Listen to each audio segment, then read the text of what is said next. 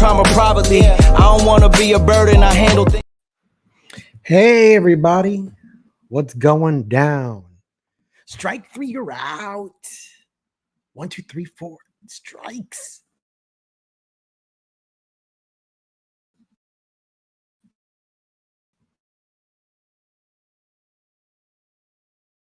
Whiff, swing, miss, whiff, you name it.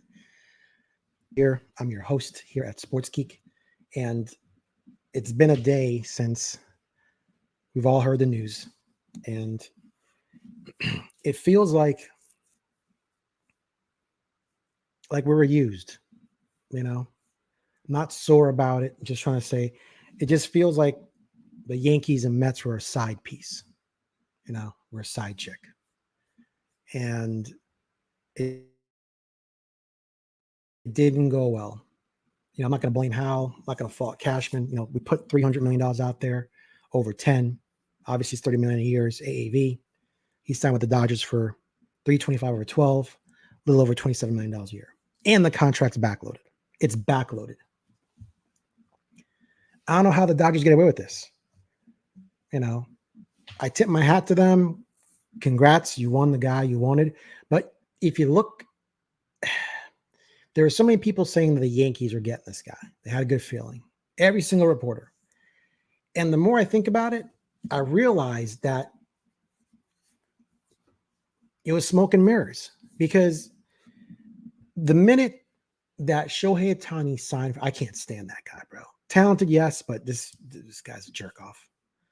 He's doing stuff that LeBron James used to do, creating super teams. But get back to my point, the minute that he deferred money, we should have all been saying this makes no sense, right? And then people are like, oh, but he's got endorsements, so he can live off of $40 million a year. That's what he made last year, so he doesn't. No. We should have been thinking on a deeper level. Why would you defer that money, right? $2 million a year is what he's getting paid. And then after 10 years, the Dodgers are on the hook for $68 million a year for like another 10, I guess, is how the contract's structured. And he has opt-outs to where, if, Andrew Friedman leaves or the owner leaves, he can opt out. But it's another story. But he must have talked to his boy, Yama, and say, listen, if I defer some money here, I want you here to play with us. I want you on the West Coast. We need you. The team needs you. But if I decide to defer my salary, and I'm guaranteed this must have been a conversation. They said, if I defer this, you need to sign with the Dodgers because I'm not going to give this money up, give them that flexibility and the freedom to sign other players for nothing. And Yama probably said, no, I'm not, this is just theory in my head. This is just theater of the mind here. Yamamoto must have said, listen, you get me over 300, I won't even go back to any other teams. I'm yours. Just get me over 300. Give me at least 10 years. I'm yours. Because it's funny, if the Mets offer 325 over 10 or 12, Yankees offer 300 over 10, which is a 30 million a year AAV. So it's higher than the 27. And there were earlier opt-outs from what I'm reading from sources. I think he was able to opt out before he was 30 or right around 30 and then try and get another big contract, before his 40th birthday. With the Dodgers, it's after he's 30.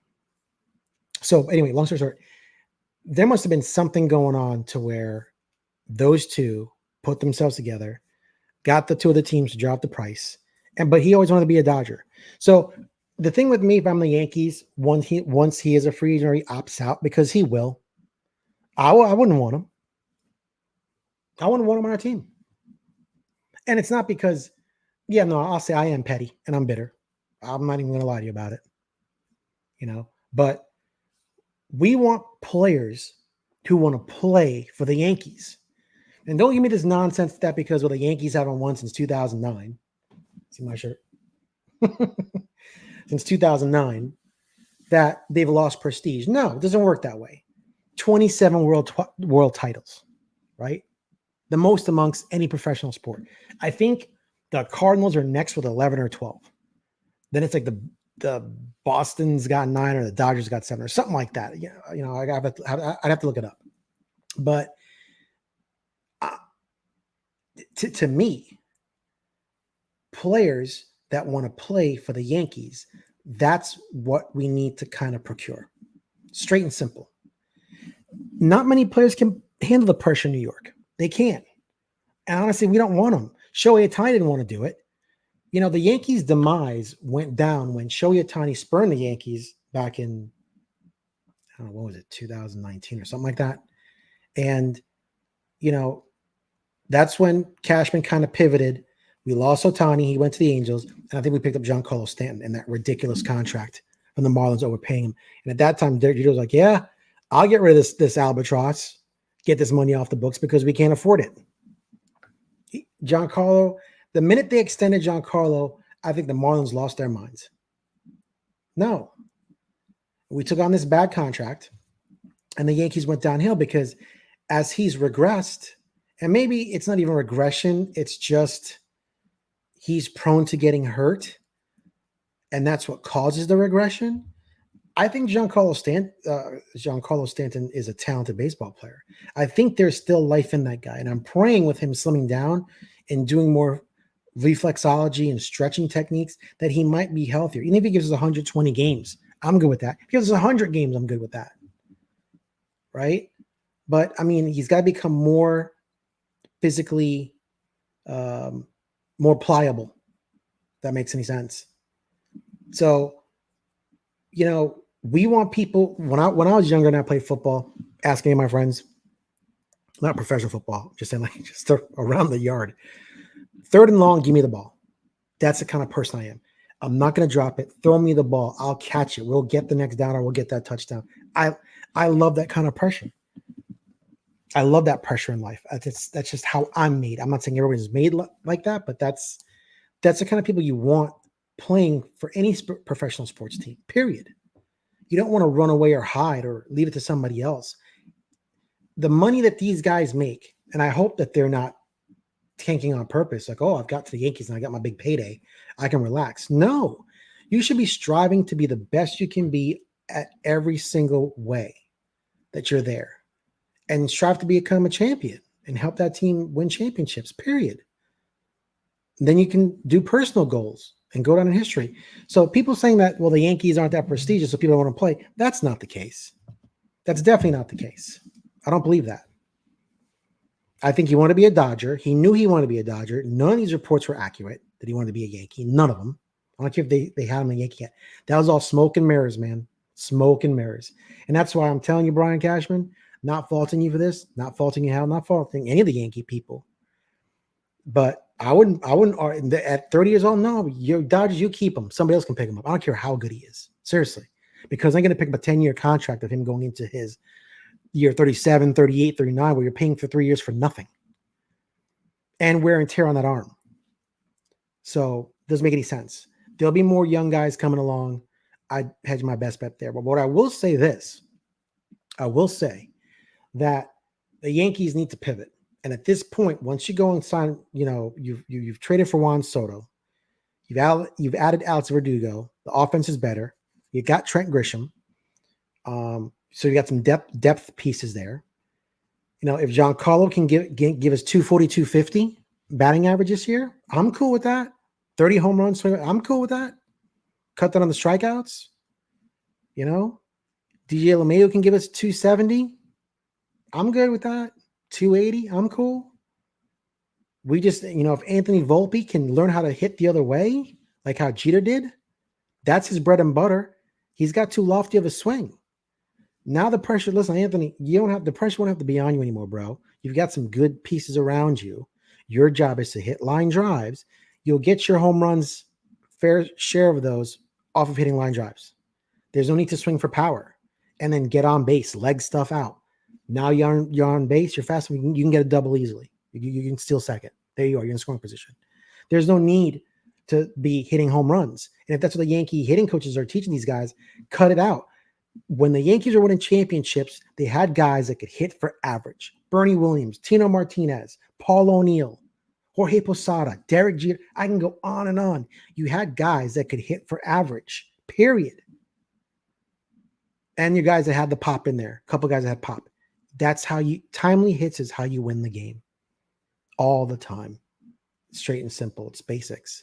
stealing bases, knowing when to bunt, move guys over, basics, fundamental stuff that's missing in today's game. I love old school baseball. It should never change this much over analytics. Analytics are great, not discounting them, but it doesn't have to be all analytically driven. I see that they're giving Cody Bellinger a hard time because, with 2 strikes, his exit velo was low. Bullshit. Pardon my swearing. BS. Bullshit. Bullshit. No, the guy learned to adjust it at 2 strikes. You don't need to be swinging for the fences. I need to get the ball in play. That is a smart hitter. Screw exit velo. Put the ball in play. Come on. Seriously? Seriously? Anyway, the Yankees need to pivot. How are they going to pivot? I'm hoping, for the love of God, that the Brewers are willing to trade Corbin Burnes. He's a true ace, in my opinion. And, a 3-for-1 deal, maybe give up one top 10 and maybe 2 11 through 20 prospects. And maybe throw in a Clark Schmidt. There's your 4-for-1 deal. Pitcher now that's under control. And here's one of our top 10s. And here's 2 of our, and make it happen. Because then you'd have Corbin Burnes, a certified ace. So there's your 2. Rodon can slot in the 3 spot. Got Nestor Cortez at 4 and Will Warren's 5. We'll figure it out. Or Frankie Montas. There you go. Now that rotation looks like a World Series caliber rotation. I'm hoping that Cashman can really get creative here. Getting Edward Cabrera is not the solution from the Marlins. Getting Dylan Cease is not the solution from the White Sox. It isn't. It really isn't. If you're going to give up that many prospects, 4-for-1 or 3-for-1, and they're wanting at least 1 top 10, but Dylan Cease, the White Sox are going to ask for the world. Why? He's got 2 years of control. Corbin Burnes is a 1-year rental. 3-for-1, 4-for-1, that's not a bad deal for his caliber. Give them a top 10 to replace it. We got a ton of people in the infield that they might need infield help. Trade another. Make up your mind whether you're going to use Peraza or not. Is Peraza going to be the future second baseman, or is Glaber going? Figure it out. Trade Glaber if you want. If Peraza going to be the second baseman, or move Volpe to second, Peraza to short, whatever it is, trade, get that $15 million off the books that's going to be coming forward in arbitration. Here's Glaber, here's Clark Schmidt, here's 1 top 10, and here's one of 20 through 30s. There's your guys for Corbin Burnes. Do it. We can add other little pieces and other bats and depth pieces to backfill Glaber. But there's a bona fide ace that I'd be willing to part with that. I wouldn't give up Spencer Jones. Hell no with Dominguez. It's not going to happen. Right? No. But everybody else, Pereira, Cabrera, those guys, Ben Rice, those guys are, you can go out there. They're available, and at least the Brewers would get something back. A 4-for-1 package. Come on. If 2 of those pan out, it's a great deal. And they're under team control for a while. The Yankees have to pivot. I don't think just signing anyone willy-nilly out there. Maybe they go Shoto Mananga or something like that. I'm sorry if I mispronounced his name. Maybe they get him and Corbin Burnes, and then Montas. I don't know, but they really need to address that rotation now, because if you sign for Soto, pick up Jordan Hicks as a reliever, even re-sign Kenyon Middleton. That's a great pickup. And that's our Jordan Hicks, re-sign Kenyon. We got Efros coming back. We're good. Ian Hamilton's still there. And we got guys in AAA, Luis Gil, that can come up and play a part. I mean, if we're going to go for it, let's go for it. Mr. Cashman, let's not take our foot off the gas right now. We got to pivot and pivot hard. I'd be on the phone with the Brewers. If you guys are serious about moving, talk to me. I'll tell you I'll tell you right now who's not on the list. You can't have Dominguez. I can't give him Spencer Jones, and I can't give him Anthony Volpe. Everyone else is available, including Clark Schmidt, Nestor Cortez, and whatever. Pereira, Cabrera, whatever. They're available. And Peraza or Glaber Torres. That's it. And if you're going to keep Glaber, then you got to go let Peraza play. You have to include him in there. and then start adding little depth pieces. Like I said, Jordan Hicks for the potential closer role. A couple of other bullpen pieces, maybe another utility bat or something out there, something that can back up if DJ LeMahieu goes down. That's just my thoughts. But something was smelled rotten in Denmark when Shohei deferred that money. And it was basically to allow the Dodgers to pick up Yamamoto, because if they had to pay the full price for Shohei, there's no way they're in the Yamamoto sweepstakes. They're not. No way. Don't see it. What's weird to me is that I know it's legal. In the CBA terms and rules agreement, you can defer as much money as you want. But I'm kind of confused. I read an article somewhere that said the Yankees should defer some of Judge's money when they're trying to sign Aaron Judge, and Major League Baseball wouldn't allow it. If that story is true, how did the Dodgers pull this off and defer all this money? So they wouldn't let the Yankees do it a year ago, but they let the Dodgers do it this year? Like, am I missing something? If anybody knows anything about that, I'd love to know more. If you can find that article or find how did that happen? It just doesn't seem that's if that article is true, then that's the unfairness I'm talking about. I'm not hurt because the Dodgers pull the rug out from underneath this. Congrats to the Dodgers. They're building a super team. Awesome. I'm just saying it just seems kind of weird if they wouldn't let the Yankees defer Judge's money to put them in a better situation financially and avoiding luxury tax stuff and giving up draft picks or, draft places because they're over the tax threshold. But the Dodgers can do it. That's the issue that I have. If Yamamoto wanted to be a Dodger and that's where he wanted to play, great. Nothing wrong with that. Nothing wrong with that. That's his prerogative. But I'm telling you right now, for opt-outs, bro, you chose your bed. You sleeping up. We don't need you. We don't need you. You don't come over here at a request to meet the Mets, at a request to meet the Yankees, and then sit there and go, yeah, no. For $25 million to be a Yankee, I'm sorry, bro. You're going to be in Shohei's shadow for the rest of your life, for your career if you stay over there. And that's fine, wherever. Play your second fiddle. So, like I said, I'm looking at people who want to be players, who want to be Yankees, who want to play professional baseball with 100% positive attitude to bring something positive forward. And that's the kind of players we should be looking to get, in my opinion. So when I heard the news last night, like I said, I felt like somebody punched me right in the face. I knew something was going down. I came home from work. I was extremely tired. I'm sorry I missed last week's show, everybody. I had a root canal. So if I'm slurring, it's not because I'm drunk. My tooth is still sensitive. It's been a week later. Took some antibiotics. The antibiotics messed me up. So I had to call the doctor back, and I had to endure all the nonsense over the weekend and then get a different kind of antibiotic. And I've been a little bit better, but I couldn't really speak, which is why these shows have been missing there. I'm behind in shows, but what I wasn't trying to avoid you, I was trying to break this news. And when I came home last night, I was so exhausted. I laid on the couch. I knew stuff was going down. And when I woke up at like 1:00 in the morning, I read that he's a Dodger. Like I said, I don't even know if I was sad. I think I was disappointed. I think that's the word. I was disappointed. And I felt, and then the disappointment went to like, I wouldn't say hate, but like animosity, maybe. Because why? The Dodgers suck. No offense to Dodgers fans, but I mean, the Dodgers, now they don't suck. I'm just saying, like, they haven't won in a while. Like, they've been average. I mean, they've been clearing money off their books to do moves like this for years. And I'm sorry if the writers, the sports writers were saying, oh, he wants the biggest stage. The biggest stage is New York. It's the New York Yankees. That's the stage. You can go anywhere in the world. The Yankees is a global team. I don't care what the Dodgers do marketing wise. They'll sell out of Shohei stuff. And honestly, that'll fade over time. They're not going to make as much money as they think. I'm sorry, dude. They're not. Because he will regress as he gets older too.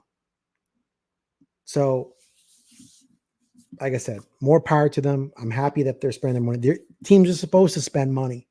That's how you're supposed to build your teams. But for $25 million, and this is biased because I am a Yankee fan, and I would love if I had the pitching talent to be a Yankee. If my agent came to me and said, dude, the Dodgers want you for 25 million more, but it's longer years and the opt-outs are as you're a little bit older, Yankees want you now for higher AAV, I'm going with the Yankees. It's not about the money. It's about what I can do on the biggest stage. Like I said, my attitude is from when I was little, third and long, give me the ball. I'm not afraid. I'm not afraid to try to succeed. I don't want to hide behind somebody else. That's just not how I was raised. It's not how I was brought up. I was taught to be the best, give 100% all the way. Whether I was picking up garbage, washing dishes, you be the best dishwasher you can be. That's just how I was brought up. So, I'm not saying I haven't had my failures in life. Everybody's going to fail, but it's how you handle the situation. So, with that said, I don't know. It's still weird to me, because the guy's a young guy, Yamamoto, and with the skill set on what they're grading his mechanics and his pitch repertoire and his pitch angles, and it's great as elite. The guy could be easily an ace in the next year or two for any team. He has to adjust to American baseball, Major League Baseball, but I think it's going to be a quick learning curve for him. He might struggle in the first 6 months, but I think after that he'll get it. It'll clip. It'll click with him, But his skill sets are out of this world. So the Dodgers got a great player, and I'm not mad at him per se. I'm just like I said. To me, I think there was something there before, and I think Shohei said, if I'm going to defer my salary, you need to come play for us. Otherwise, I'm not doing this. And he's playing with a fellow countryman. The Yankees didn't have any Japanese players on the team, so he's by himself. And that's the other thing I was going to say. Reports are saying that he wanted to play with another Japanese player, and then his agent said, "No, that's not going to turn anything." Now we should have kept to that. That was the hint, the deferral of the money, and he wants to play with another Japanese player. And then when the agent said, "Oh no," because he said that Yamamoto, and no, that's not going to turn. No, he doesn't know what he's talking about. Yeah, okay, you knew, you guys knew, you both did, but you let the cat out of the bag early. And you had to friggin' backpedal. Not to mention Cashman saying what he said about Giancarlo Stanton about, maybe it's a part of his game that he's injured. Did that jeopardize the relationship with Joel Wolfe and the Yankees?